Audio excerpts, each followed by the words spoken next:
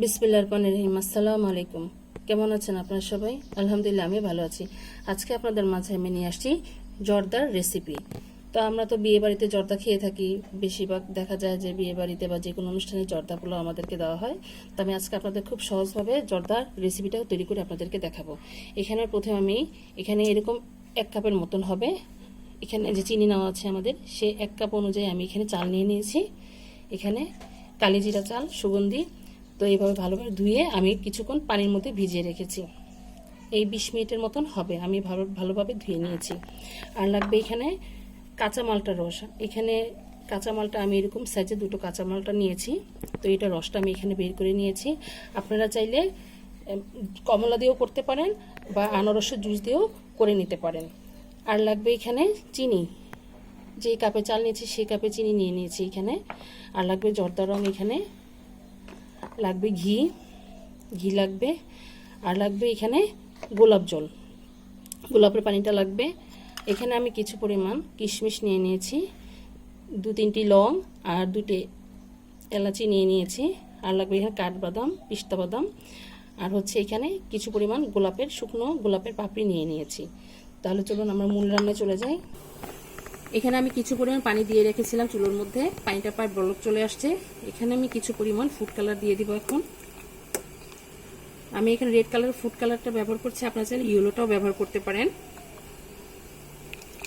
এখানে একটু বেশি করে ফুড কালারটা দিয়ে নিলাম।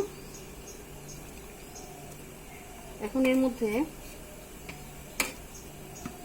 আমাদের যে গরম মশলাটা আছে, লং আর এলাচি, সেটা দিয়ে দিচ্ছি। এখন যে চালটা ধুয়ে রেখেছিলাম সেটা এর মধ্যে দিয়ে দিব। বিসমিল্লাহির রহমানির রহিম। যেটা আমাদের পানিটা ফুটে আসছে। এখন আমি যে চালটা দিয়েছি সেটাকে আমি প্রায় 80%-এর মতন সেদ্ধ করে নেব। আমাদের চুলার আঁচটা বাড়ানো থাকবে।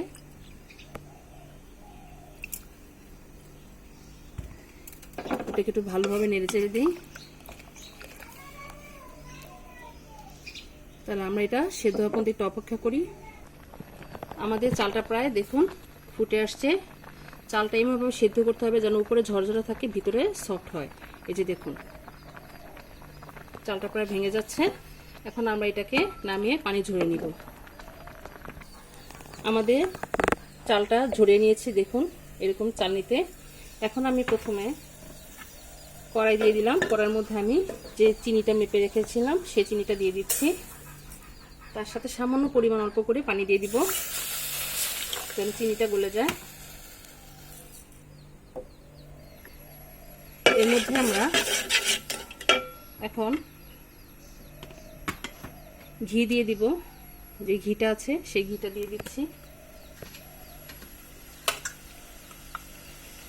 1 চামচ ভরে ঘি দিয়ে দিয়েছি। আমরা চালটা দেওয়ার পরে আরেকবার আমরা এর উপর ঘি দিব।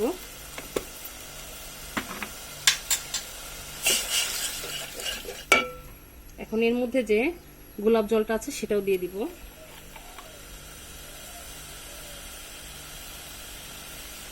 আমি 1 কোটা দিয়ে দিচ্ছি গোলাপ জলটা।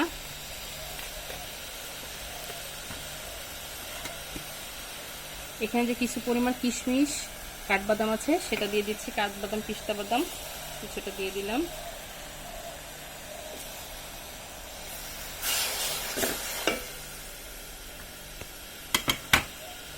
এখানে যে মালটা জুসটা করে রেখেছিলাম সেটাও দিয়ে দিচ্ছি। চিনিটা প্রায় বলক চলে আসতেছে। এখন এই পর্যায়ে যে চালটা আমরা পানি ঝরিয়ে রেখেছিলাম সেটা এর মধ্যে দিয়ে দিচ্ছি। বিসমিল্লাহির রহমানির রহিম। দিয়ে দিলাম। দিয়ে হালকা একটু নেড়ে চেড়ে দেব।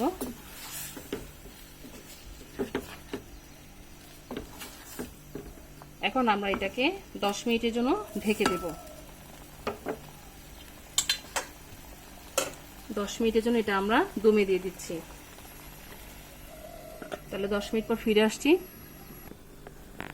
আমরা এখন দেখব আমাদের জর্দার কি অবস্থা। মাশাআল্লাহ করে দেখুন ঝরঝরা হয়ে আসতেছে। এরকম জুসি জুসি থাকবে, কিছুটা টেনে গেলে আরো ঝরঝরা হয়ে যাবে।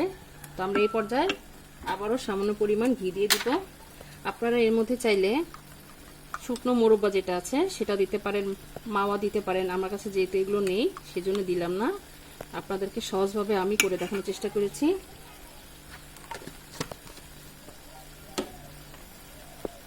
আমাদের প্রায় এটা হয়ে গিয়েছে। মাশাআল্লাহ করে দেখুন, দেখতে কত ভালো লাগছে। আমাদের এটা রান্না কমপ্লিট। তৈরি হয়ে গেল আমাদের মজাদার জর্দার রেসিপি। মাশাআল্লাহ, আলহামদুলিল্লাহ, দেখুন দেখতে কত ভালো লাগছে। এটা খেতেও ভীষণ মজা। আমি গরম অবস্থায় সার্ভ করেছি। আর যে ফুলের পাপড়িগুলো ছিল এর উপর দিয়ে আমি দিয়ে দিয়েছি এরকম। আপনাদের কাছে যদি ফুলের পাপড়ি না থাকে না দিলেও চলবে। তো আমার এই জর্দার রেসিপিটা আপনাদের কাছে কেমন লেগেছে আমাদেরকে অবশ্যই কমেন্ট করে জানাবেন।